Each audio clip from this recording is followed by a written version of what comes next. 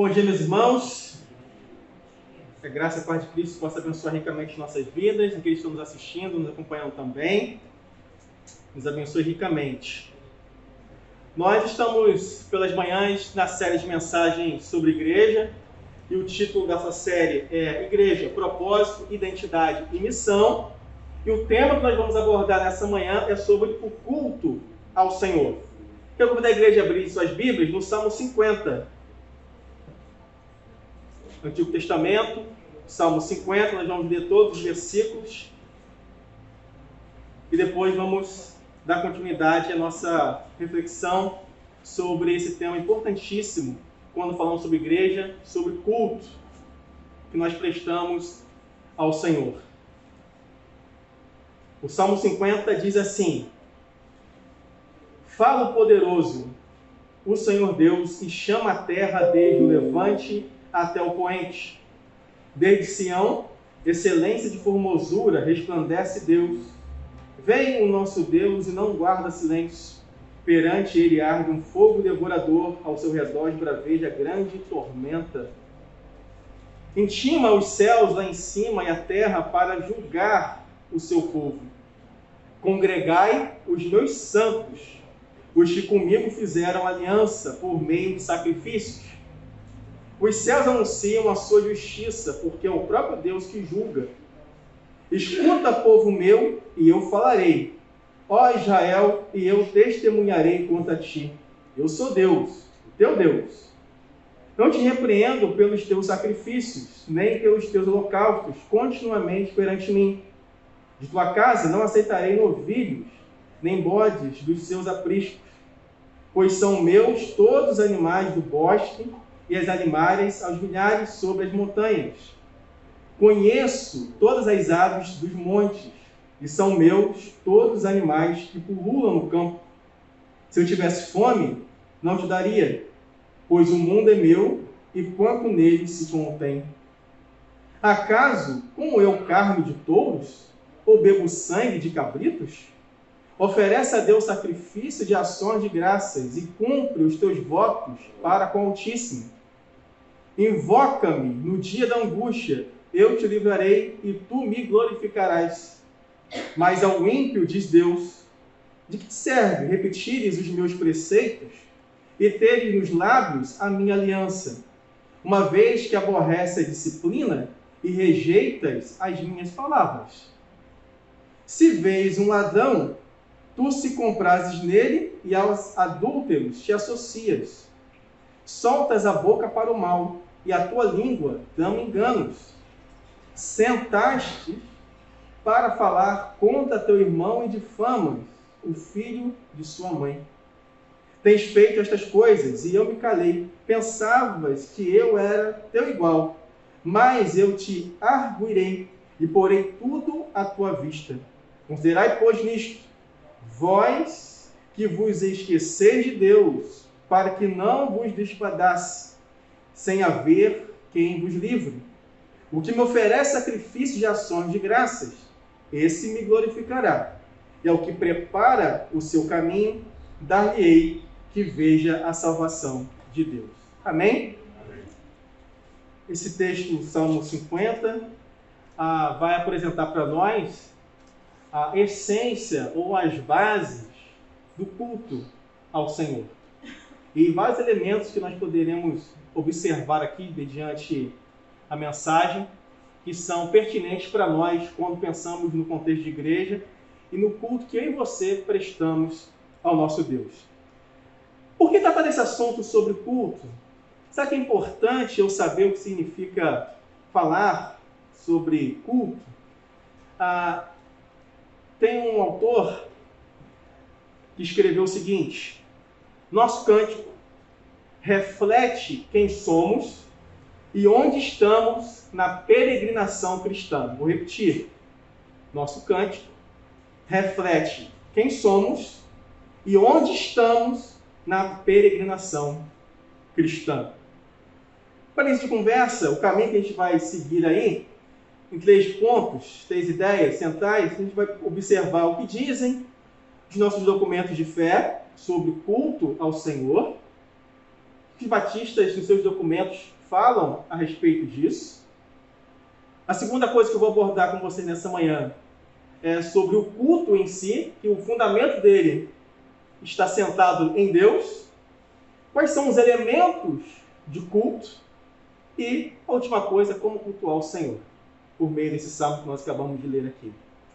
Vamos lá então para a nossa conversa. O que diz o nosso documento de fé sobre culto? A declaração doutrinária de fé batista, lá no capítulo 10, sobre o dia do Senhor, quando vai tratar do culto, diz o seguinte: o domingo, dia do Senhor, é o dia do descanso cristão, satisfazendo plenamente a exigência divina e a necessidade humana de um dia em 7 para o repouso do corpo e do espírito.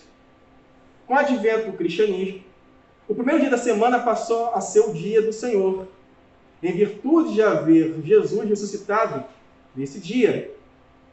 Deve ser para os cristãos um dia de real repouso, em que, pela frequência aos cultos nas igrejas e pelo maior tempo dedicado à oração, à leitura bíblica e outras atividades religiosas, eles estarão se preparando para aquele descanso que resta para o povo de Deus, aquele descanso quando nós chegamos na eternidade, descanso com Deus na eternidade. Nesse dia, os cristãos devem abster-se de todo trabalho secular, excetuando aquele que seja imprescindível e indispensável à vida da comunidade. Devem também abster-se de recreações que desviem a atenção das atividades espirituais. Tem vários textos que vão nortear aqui a declaração doutrinária quando fala sobre o dia do Senhor, falando do culto. Qual a ideia central aqui da declaração, resumidamente? A responsabilidade e o compromisso que eu e você, como cristãos, devemos ter com o culto. No salmo que nós lemos, e ao longo das Escrituras, principalmente no Antigo Testamento, é interessante notar que a reunião do povo de Deus no Antigo Testamento, quando todo o povo se reunia, isso acontecia pouquíssimas vezes durante o ano.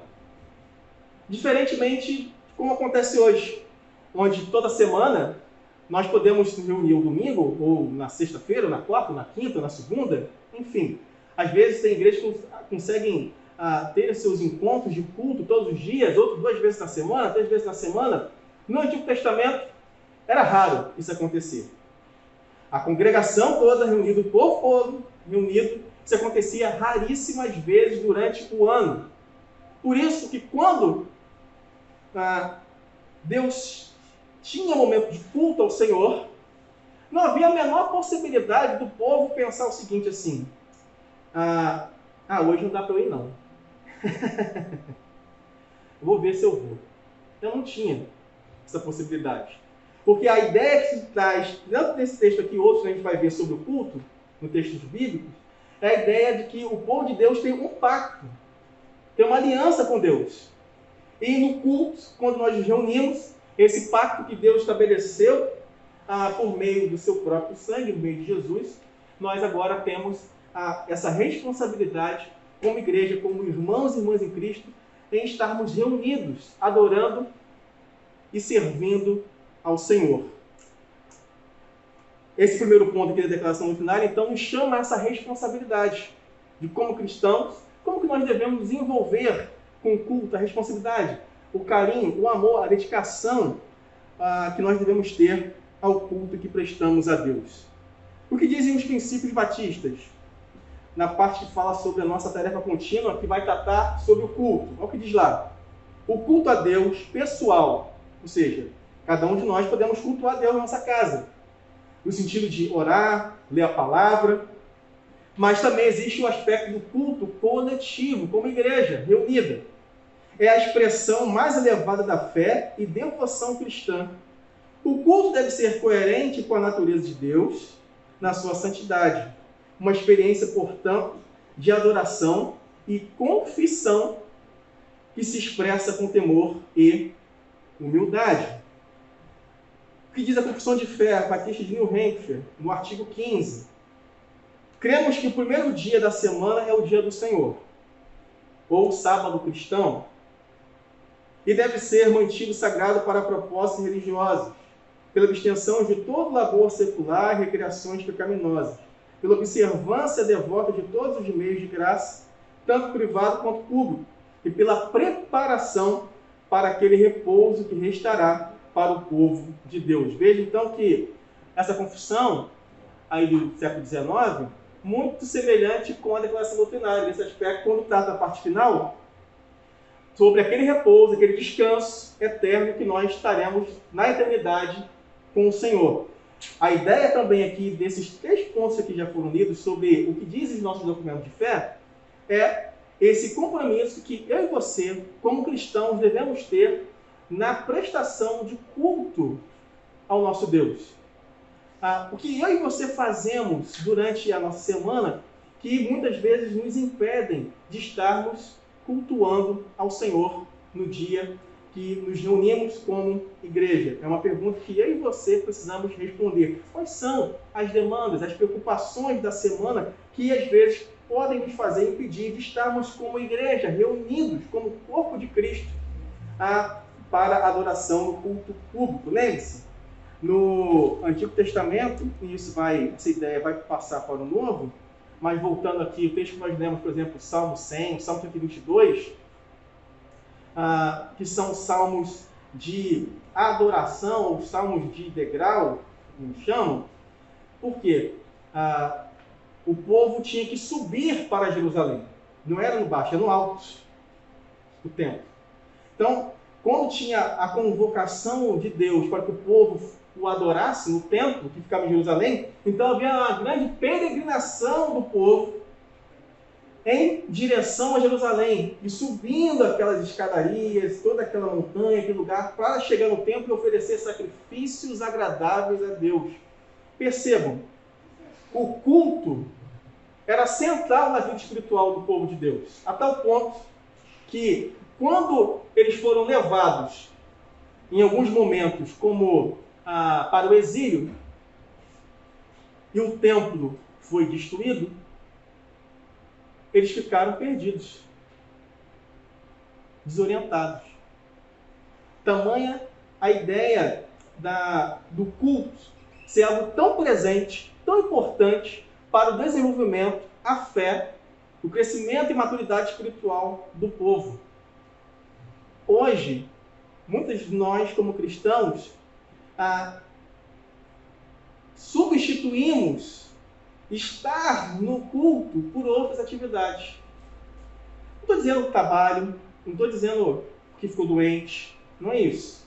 Estou dizendo por algum outro motivo que não se justifique a ausência ou a não presença minha e sua no culto que prestamos a Deus.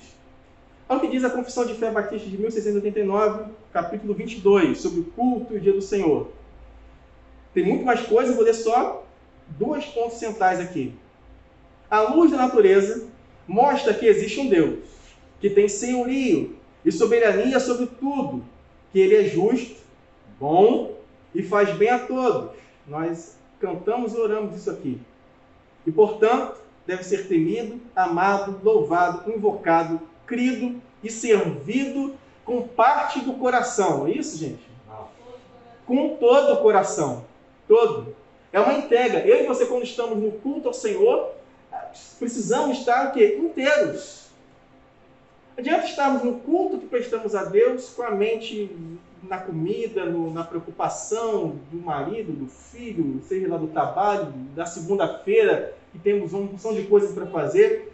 Isso tira a nossa concentração daquele momento tão espiritual, tão marcante, que nós estamos como igreja, como povo reunido na casa do Senhor. Então, a ideia aqui é que em todo o nosso coração, todo o nosso ser, estejamos inteiros, integrais no culto.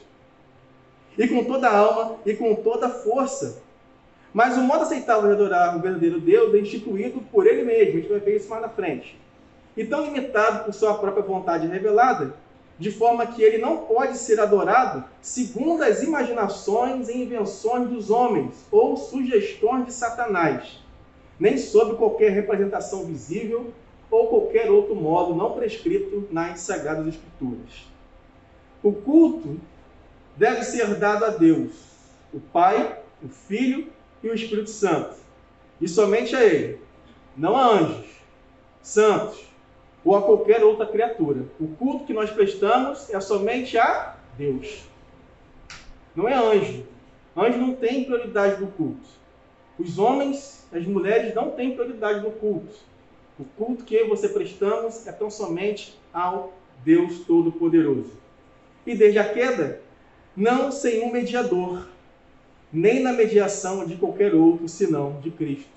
Então a gente vai ver aqui que o culto que eu e você prestamos, ele tem um mediador, um único só. Jesus Cristo, irmãos, autor e consumador da nossa fé. Ele é digno de ser louvado, adorado. É por meio de Jesus que eu e você nos apresentamos e chegamos a Deus o Pai. Amém. Por causa do sacrifício perfeito dele na cruz, por termos sido redimidos na cruz do Calvário, termos sido perdoados dos nossos pecados, nos aproximamos desse Deus Santo sem sermos fulminados. No Antigo Testamento, ninguém entrava no Santo dos Santos. A ideia é que Deus, a presença de Deus é algo tão santo, e porque Deus é muito, é santo, santo, santo, como diz o profeta Isaías, que ninguém poderia se aproximar dele. Jesus, por meio do seu sacrifício, fez essa mediação para que eu e você, no culto que prestamos ao Senhor, não sejamos fulminados diante da glória do nosso Deus. Por isso podemos cultuá-lo com alegria, com fervor, com amor, com dedicação, com entendimento, por causa do sacrifício de Jesus, que é o nosso mediador entre Deus e os homens. Amém, irmãos? Quando a pessoa vem à igreja pelas novidades, de certo autor isso aqui, quando uma pessoa vem à igreja pelas novidades que ela oferece, ela se manterá na igreja através da manutenção dessas novidades que a igreja produz. O que significa isso? Traduzindo. Quando nós prestamos culto ao Senhor e fazemos que as pessoas venham à igreja por aquilo que a igreja pode oferecer tão somente, por alguma invenção humana, para prendê-la no culto, mantê-la no culto, seja lá o que for, as pessoas só retornarão e permanecerão quando tiver essa novidade. Quando você tirar, quando não tiver, elas não voltam mais. A gente vai observar no próximo ponto como que a ideia do culto era tão importante para Deus. E nos textos que nós lemos aqui das nossas confissões de fé, da nossa tradição batista, mostram muito claramente essas ideias para a gente. Ou seja, a maneira que eu e você adoramos a Deus, para Deus importa. Não importa não. É só eu chegar e... Não. Deus, na sua palavra, prescreveu como que ele era adorado. E como que deveria ser adorado. Porque existiam vários deuses. Como existe até hoje, né? Várias divindades. Mas o Deus revelado na pessoa de Jesus, ele espera que nós tenhamos uma postura que ele mesmo prescreveu na sua palavra para que o adoremos em espírito e em verdade. Continuando. Toda igreja tem crenças, irmãos, fundamentais sobre Deus, a salvação e o homem. Toda igreja. Qualquer igreja. E a teologia, o que é isso? A maneira como nós compreendemos a Deus por meio da palavra. E cada igreja tem isso, qualquer igreja. Ela vai moldar, ou seja, vai estabelecer como que eu e você vamos cultuar a Deus. Então, teologia e culto tem tudo a ver. Como Deus estabelece no Antigo Testamento e princípios também para o Novo, da maneira como devemos cultuá-lo, há um princípio bíblico na revelação do próprio Deus, conforme nós devemos estabelecer o culto para Ele. Por isso, compreender o que é culto nos dias atuais é muito importante para sabermos a quem nós prestamos culto, porque muitas pessoas vão aos cultos, vão às igrejas, mas não sabem que estão prestando culto. Ou não sabem a quem estão prestando culto. O nosso norte, irmãos, sempre precisará ser o quê? A palavra de Deus. Sempre, sempre. Segunda coisa, então, o culto tem seu fundamento em Deus. Cultuar é o quê? É render glória a Deus honra e louvor devido ao seu nome. Todavia, tal adoração é impossível para o homem não regenerado. Só adora em espírito e em verdade quem nasceu de novo, irmãos. Só quem conhece a Deus. Por que o conhece? Porque o próprio Deus quis se dar a conhecer.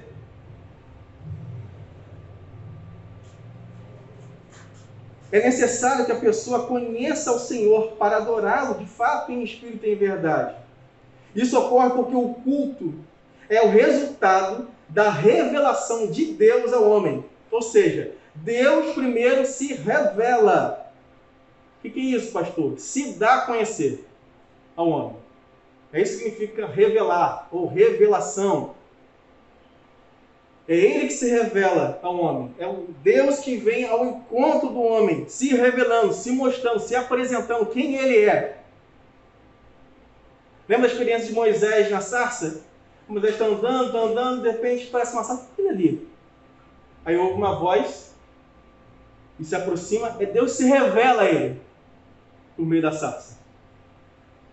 Diz quem Ele é. Eu sou o Senhor.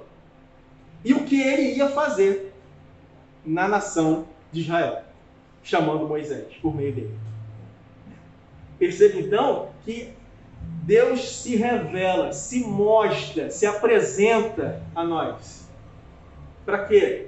Para que de fato, aí sim, eu e você possamos saber a quem nós temos cultuado, a quem nós prestamos culto, conhecendo Deus por meio da sua revelação.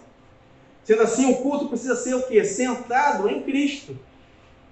Todo culto que eu e você prestamos, todo louvor, toda glória, as canções, tudo que fazemos no culto deve ser para a glória de Deus.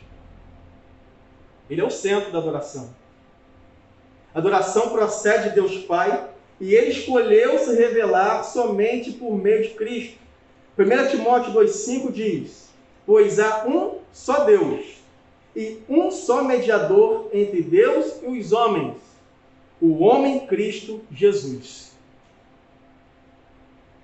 Devemos adorar em verdade, mas a verdade nunca entrará ao coração a parte da iluminação do Espírito Santo. Por quê? A verdade revelada nas Escrituras só nos é compreendida quando o Espírito Santo abre o nosso entendimento para compreender essa verdade.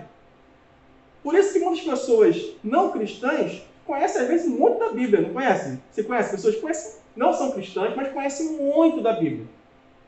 Conhece os textos, conhece a história, dá uma aula para a gente. Mas a revelação da pessoa bendita de Jesus Cristo como Salvador, Senhor de suas vidas, eles desconhecem. Eles não receberam essa palavra, essa iluminação, essa compreensão, porque eles não foram regenerados. É o conhecimento natural, não o conhecimento espiritual. Como Paulo vai dizer, que as coisas espirituais se discernem como? Espiritualmente. E espiritualmente, entenda-se, por meio do Espírito Santo, que nos faz compreender as verdades do Santo Evangelho, para que a gente possa conhecê-lo cada vez mais. Amém, meus irmãos? Amém. A verdade iluminada pelo Espírito Santo santifica e muda o coração do adorador, sabia?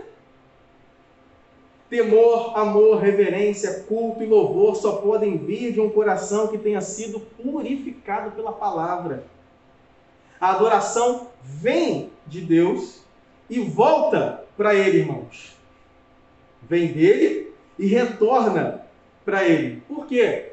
Toda glória, todo louvor pertence somente a Ele. Somente a Ele. Então o culto, o fundamento do culto que nós prestamos a Deus está sentada nele mesmo. Quais são os elementos de culto? Já que a gente presta culto ao Senhor e o fundamento é Ele, não podemos cultuar o Senhor a parte da palavra dele. E a gente não pode inventar o culto. Eu vou fazer um culto aqui. Vou fazer do meu jeito. Nós não somos livres para inventar um culto que Deus não prescreveu na sua palavra. Olha só o que diz Levítico, capítulo 10, verso 1 e 2. Para você ver como é que a questão do culto a Deus era muito séria. Tanto no Antigo e permanece no Novo Testamento para nós como cristãos ainda hoje. Levítico 10, 1 e 2. Nadab e Abiú, filhos de Arão, pegaram cada um seu incensário, nos quais acenderam fogo, acrescentaram incenso e trouxeram fogo profano perante o Senhor, sem que tivessem sido autorizados. Então saiu fogo da presença do Senhor e os consumiu, morreram perante o Senhor. Eles eram sacerdotes, responsáveis pelo culto. Deus não mandou eles fazer aquilo ali. Ah, mas eles queriam dar um jeito, fazer um negócio maneiro, dar uma inovada, um negócio bacana. Deus ia ficar satisfeito. Não, Deus não ficou não. Ficou não. Não só não ficou, como eles foram consumidos. De morrer, irmão. Porque aquilo que eles fizeram, Deus não mandou fazer no culto. Então eu não posso inventar coisa que Deus não mandou. Não prescreveu na palavra dele. Vários momentos onde a gente observa isso a respeito do culto. No Novo Testamento tem isso, pastor? Tem. 1 Coríntios, capítulo 11, verso 30. Esse texto que nós geralmente lemos no contexto da ceia, a ceia é o momento de quê, gente? Culto. Culto.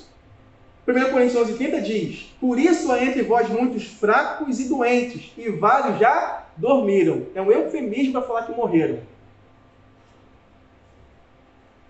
O contexto da ceia é de culto. Paulo está corrigindo a igreja de Corinto sobre culto. Do capítulo 11 ao capítulo 14, Paulo gasta tempo ensinando a igreja sobre o que é culto e como a igreja deve cultuar e celebrar o Senhor. Por quê? A igreja de Corinto achava que podia cultuar de qualquer jeito. E Paulo está exortando a começar pela ceia, que eles estavam distorcendo, assim, fazendo uma bagunça danada no meio da ceia. E Paulo está corrigindo eles. Todo o capítulo 11 ao 14, o contexto é de culto a Deus. E Paulo está dando a direção de como deve ser o culto que nós prestamos a Deus. Interessante, então, notarmos que em nenhum dos textos aqui lidos, tanto de 1 Coríntios quanto de Levítico, os adoradores cultuavam um falso Deus. Interessante isso aqui. Nenhum dos textos aqui lidos, tanto de Levítico quanto de 1 Coríntios, a exortação a respeito da parte de Deus era porque estavam cultuando um falso Deus, uma falsa divindade. Não, não é isso não. A ideia do texto aqui é que eles estavam cultuando da maneira que Deus não mandou. Não tem nada aqui no texto que estavam adorando uma falsa divindade, um falso Deus, se curvando a alguma coisa. Não, não, nada disso.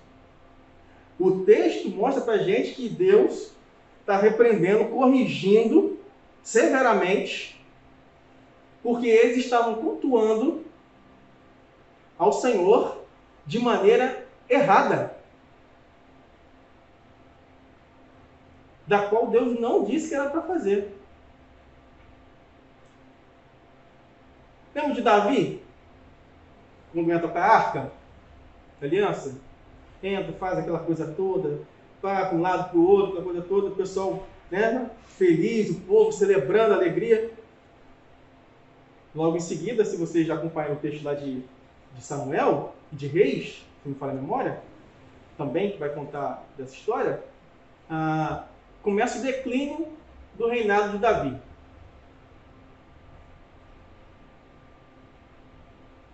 Porque eles trouxeram elementos no momento do culto, com a Arca da Aliança, que Deus não mandou fazer. Lembra de Uzá? Deus estabeleceu na sua palavra como que a arca deveria ser carregada. Uzá teve uma brilhante ideia. Não, vamos dar um jeito nisso aqui. é para o Senhor. Vamos fazer um negócio diferente? Vamos carregar a arca de uma maneira diferente? Vamos inventar um negócio aqui, vamos botar, ao invés de o povo carregar, vamos colocar aqui em cima da carroça, com o burrinho puxando, os cavalinhos puxando? Não foi isso? Lembra desse texto? Deus não mandou fazer aquilo. A arca da aliança tinha que ser carregada. Mas eles acharam que não, é muito peso. Vamos fazer um negócio diferente, vamos botar aqui em cima da carroça. O burrinho puxando, Deus vai ficar feliz com a gente. A gente está carregando a arca da aliança de uma maneira diferente, do nosso jeito. Nosso jeito. Vocês lembram do texto? A carroça balançou, a arca foi para um lado, o Zá foi meter o queimãozão. O que aconteceu com ele, irmãos? Morre.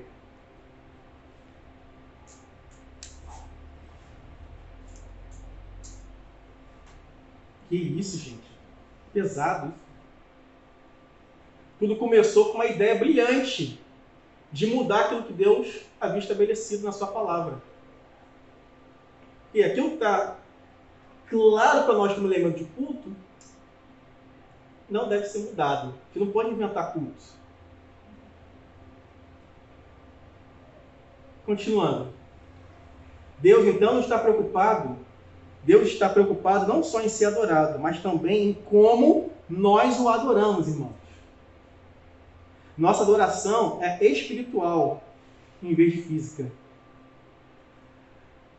O determinado autor diz o seguinte: aqueles que são incapazes de discernir a verdade espiritual transformam a adoração em experiência carnal. Aqueles que não apreciam a sã doutrina, ou seja, a teologia, a Bíblia, buscam meramente uma experiência emocional.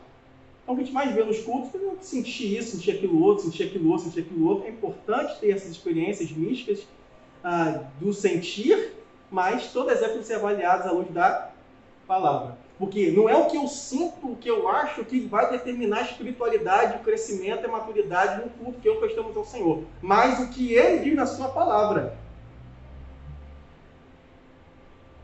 E quais são os elementos de culto? Claros para a gente. Leitura e pregação da palavra. Elemento de culto. A mensagem deve expor e esclarecer a palavra. Pregação e leitura do texto bíblico. Um determinado autor diz o seguinte, que a mensagem no culto tem 7 funções. Quais? Explicar e esclarecer verdades profundas da fé, dar orientações sobre como devemos viver e agir como cristãos, edificar a igreja, levar pessoas à fé, fortalecer a fé, consolar e animar os que estão em dificuldade, tirar as pessoas da sua inércia. A pregação da palavra faz isso. A pregação foi a atividade principal no ministério de Jesus e dos apóstolos, irmãos. Quando não há pregação, o declínio e o empobrecimento do culto que nós prestamos a Deus se torna visível. Se torna visível. A pregação das Escrituras foi o meio pelo qual Deus escolheu para salvar os perdidos e santificar os crentes. 1 Coríntios 1,18. Pois a mensagem da cruz é loucura para os que estão perecendo, mas para nós que estamos sendo salvos, é o quê? O poder de Deus, irmãos. O poder de Deus. Efésios 4, 11 a 15. Ele designou alguns para apóstolos, outros para profetas, outros para evangelistas e outros para pastores e mestres. Para quê? Com o fim de preparar os santos, ou seja, os crentes, para a obra do ministério. Para quê? Para que o corpo de Cristo, o corpo de Cristo, a igreja, seja o quê? Edificado, até que todos alcancemos a unidade da fé e do conhecimento do Filho de Deus e cheguemos à maturidade, atingindo a medida da plenitude de Cristo. O propósito é que não sejamos mais como crianças, levados de um lado para o outro pelas ondas, nem jogados para cá e para lá por todo o vento de doutrina e pela astúcia e esperteza de homens que induzem ao erro. Antes, seguindo a verdade em amor, cresçamos em tudo naquele que é a cabeça, Cristo. Amém, irmãos? Amém. Outro elemento de culto, claro pra gente, oração.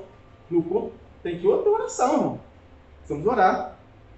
As orações podem ser de adoração a Deus, de invocação, de confissão, petição, agradecimento, intercessão.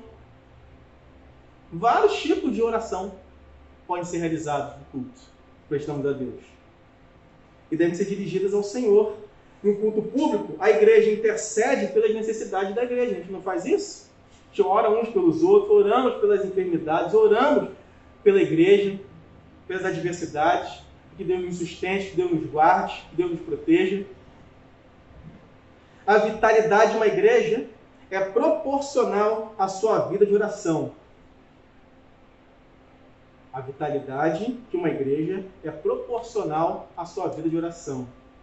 Igrejas que não oram, ou oram pouco, ficam infrutíferas e perdem seu vigor espiritual. Elementos de culto, então, leitura e pregação da palavra, oração, hinos e cânticos espirituais. O texto bíblico fala disso. Em Colossenses 3,16, Hebreus. A música pode, às vezes, nos comover pela beleza da melodia, não é? Até mesmo músicas que não são cristãs, que a gente pode se lembrar aqui. Mas esse sentimento, por si só, não é adoração. A música deve ter verdades bíblicas contidas em suas linhas, em suas letras, para que seja um recurso bíblico, forte, consistente para a verdadeira adoração. Por quê? A música que nós cantamos a Deus é diferente das músicas que eu e você cantamos fora no ambiente de culto. Uma coisa é o culto que nós prestamos a Deus. E as canções que fazem parte do culto precisam que exaltar, glorificar, bendizer, exaltar, glorificar somente a quem, irmãos? A Deus. É diferente da música que eu e você cantamos sem ser em ambiente de culto, que não tem conotação para culto. Por quê? No ambiente de culto, aquilo que nós cantamos deve expressar a nossa relação com Deus. Deve caracterizar a nossa comunhão com o Senhor.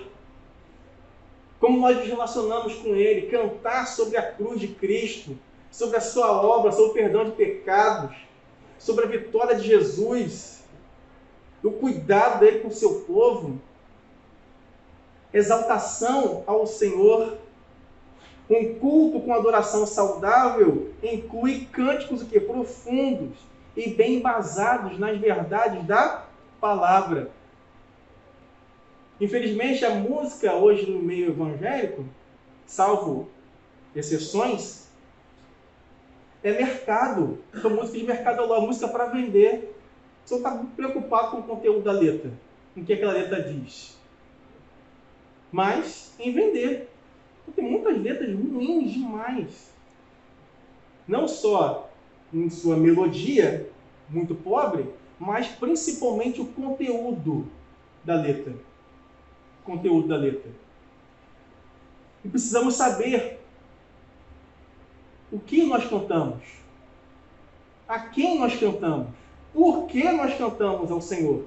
E isso passa pelo crivo da palavra do nosso Deus. Continuando, perguntas que precisamos responder quando cantamos a Deus. As letras dos cânticos que eu e você cantamos, elas são sólidas, biblicamente falando? O conteúdo dela é baseado na palavra de Deus? Perguntas que eu e você precisamos fazer. As canções que entoamos nos nossos cultos, eles proporcionam um canto congregacional, onde a igreja toda adora, porque há uma facilidade para que a igreja cante ao Senhor, ou somente individualmente. A gente não consegue alcançar a nota, porque a nota é muito alta, então fica difícil para a igreja cantar. Isso tudo, no cântico congregacional, pensamos, faz parte. O povo de Deus no Antigo Testamento era a congregação, o povo adorava ao Senhor. Aqueles responsáveis pelo culto, pela parte musical, eram facilitadores para que a congregação, a nação de Israel, todo o povo reunido, adorasse ao Senhor em gratidão. Elementos de culto. Mais um. Gratidão e ofertas. O culto inclui o momento de ofertar com gratidão. O apóstolo Paulo disse, cada um contribua segundo propor no seu coração, não com tristeza ou por necessidade, porque Deus ama o que dá com alegria. Então, elemento de culto, momento de dízimo, de ofertas. Elemento de culto, estilo antigo, no novo. A oferta é um momento específico onde o povo de Deus dá graça pelas bênçãos escolhidas, pela provisão de Deus conosco. É um momento também que a igreja, reunida nessa hora, demonstra a sua generosidade também por meio daquilo, da provisão de Deus sobre as nossas vidas. Cultuamos a Deus também por meio das ordenanças bíblicas. Batismo e ceia são elementos de culto. Quando nós realizamos o batismo ou a ceia, é a igreja o quê? Cultuando a Deus. A igreja não fica feliz, não sente prazer de estar naquele momento celebrando o momento da ceia. Quando há a realização de batismo, a pregação do evangelho está sendo feita ali, a igreja está o quê? Reunida. Isso é um elemento de culto importante. E um outro, muito claro também, serviço cristão. Ou seja, quando a gente fala de culto, na Bíblia significa serviço, trabalho, que nós fazemos para outra pessoa. Não é para nós mesmos, não, é para outro. Aquilo que nós prestamos a outra pessoa.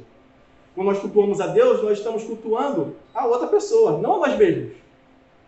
E isso passa também no nosso serviço, como elemento de culto, quando servimos os nossos irmãos e irmãs. Orando, visitando, cuidando deles, orando, intercedendo, visitando. Por quê, irmãos? Culto é resposta que nós prestamos a Deus. Culto é resposta. Pergunta que eu faço essa manhã, caminhando para o final, a última ideia aqui, que é como cultuar o Senhor. Como tem sido o culto que eu e você temos prestado a Deus? Ele é mais voltado para nós mesmos? Ou ele está direcionado, focado ao Senhor, Rei dos Reis, Senhor dos Senhores, digno de receber todo o nosso louvor e a nossa adoração? Última coisa.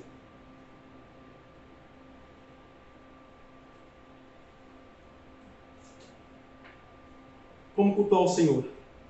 A gente leu o Salmo 50.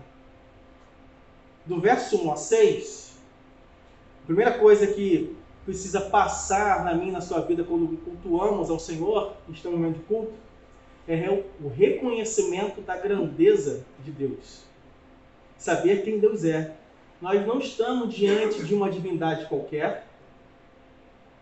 Nós estamos diante do Deus Todo-Poderoso, Criador dos céus e da terra. Amém, irmãos? Amém.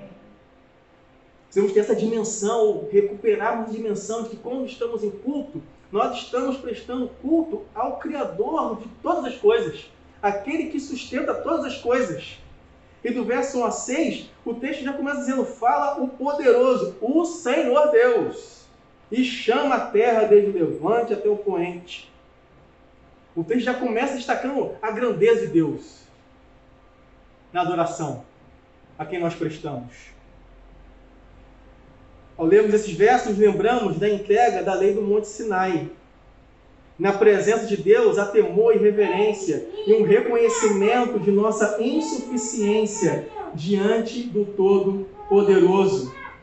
Deus sempre, quando se apresenta e se revela ao povo, ele diz primeiro quem ele é. Experiência que eu falei aqui da sarça, ele revela quem ele é. Fala a respeito da sua palavra e o que ele fez. Quando a gente lê, por exemplo, os 10 mandamentos, antes de Deus pronunciar para Moisés no Monte Sinai os 10 mandamentos, lá em Êxodo capítulo 20, você lê primeiro lá, depois no calmo na sua casa, Deus primeiro diz quem ele é, a sua palavra e o que ele vai fazer. Sempre. Interessante isso. Depois ele dá os 10 mandamentos. Deus mesmo se revela, irmãos. Se apresenta. Diz quem ele é. Eu sou o Todo-Poderoso. Calai-vos, todos os povos. Como cultuar o Senhor? Com um coração fervoroso. Do verso 7 a 15, escuta, povo meu, e eu falarei, ó Israel, eu testemunharei contra ti, eu sou Deus, o teu Deus. A dinâmica do texto é que o povo aqui, desses versos, o povo de Israel, eles estavam prestando culto de qualquer jeito a Deus. O profeta Isaías vai dizer, lá no capítulo 1, que o culto que o povo estava prestando ao Senhor naquele contexto era reprovável a ele. Vamos você ler capítulo 1 de Isaías. Deus estava rejeitando aquele culto. Por quê? Era um culto falso. Eles se acostumaram a fazer. Não tinha fervor, não tinha amor, não tinha paixão, não tinha verdade no culto. Mesmo eles fazendo tudo bonitinho, tá? Religiosamente. Mas o coração deles estava onde? Longe do Senhor. A espiritualidade no culto não se mede pelos pulos, gritos que eu e você possamos dar diante de Deus, mas por um coração que contrito, reto diante de Deus. Muitos, às vezes, vêm cultuar ao Senhor com um coração frio, um coração longe, com a mente longe, distante, meio sem saber o que está fazendo, com tantas preocupações dessa vida. Última coisa, como cultuar o Senhor? Primeiro, reconhecendo a grandeza de Deus, com um coração fervoroso, com vida coerente com sua fé. No Salmo 50, do verso 16 a 21, Deus abomina um culto longe da ética. Não adianta fazer um culto maravilhoso se a nossa vida, quando nós saímos daquela porta ali, lá fora, não condiz com a nossa fé. Não adianta dar glória a Deus, aleluia, orar, ler a palavra, pregar, falar bonito, se a nossa vida não condiz com aquilo que nós cremos. Deus está preocupado com a nossa vida que seja coerente com aquilo que nós prestamos de culto. Então, a nossa vida precisa ser coerente com a nossa fé. Aquilo que eu creio, eu vivo, eu pratico na minha vida, para que haja crescimento espiritual nas nossas vidas, crescimento no culto que nós prestamos a Deus para a edificação do nosso povo. Esses versos aqui de Salmo 50, versos 16 a 21, não adianta vir à igreja, cultuar a Deus, se o nosso coração é injusto, se nós somos maldosos, se nós somos maledicentes, se nós agimos e fraudamos os nossos irmãos, os nossos amigos, se não respeitamos o próximo, se não temos amor pelos nossos semelhantes, não adianta nada disso. Deus não recebe esse culto. Deus não recebe esse culto. Porque o nosso coração diante do Senhor tem que estar limpo. Por isso Jesus disse, no momento da oferta que termina, que se você tem alguma coisa com o seu irmão, antes do momento de culto, de ir lá de ofertar no altar, no gasofilário do texto, você faz o quê? Vai teu irmão, se arrepende, conversa com ele, trata desse pecado, depois você vem aqui. Você vem aqui. Porque Deus está interessado não somente no culto que nós prestamos a Ele, mas também na maneira como nós o cultuamos. Amém, meus irmãos? Feche seus olhos, vamos orar?